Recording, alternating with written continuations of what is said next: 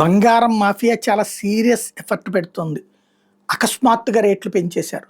6 నెలల్లో దాదాపుగా 20-30 వేల రూపాయలు పెంచేసుకుంటూ తీసుకుపోయారు.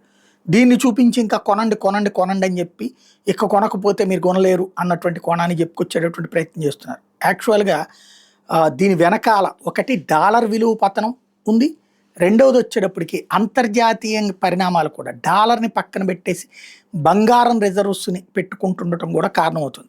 రష్యా 2012 నుంచి ఏదైతే నెలకి ఒక ప్లెయిన్ బంగారాన్ని కొంటుందట. అదే సందర్భంలో చైనా 10,000 టన్నుల బంగారాన్ని లాస్ట్ 10 ఏళ్లలో కొందట. 2,500 టన్నుల బంగారాన్ని షాంఘై మెటల్ ఎక్స్చేంజ్లో పెట్టుంచింది, అది రిజర్వ్స్ కింద.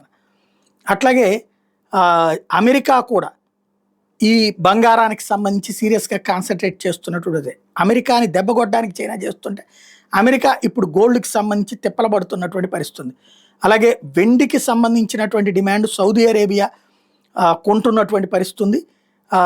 4-5 ఏళ్లుగా మిడిల్ ఈస్ట్ వాళ్ళు బంగారం వెండి కొనుగోళ్లు చేస్తూ ఉండటం వల్లనే ఇప్పుడు వాటి విలువ అంటే వాటి సప్లై తక్కువ, డిమాండ్ ఎక్కువ అయిపోయినటువంటి పరిస్థితి. అదే సందర్భంలో భవిష్యత్తు ఇంకా దారుణంగా పెరుగుతుందా ఏంటి అన్నటువంటిది తేలకుండా ఉంది.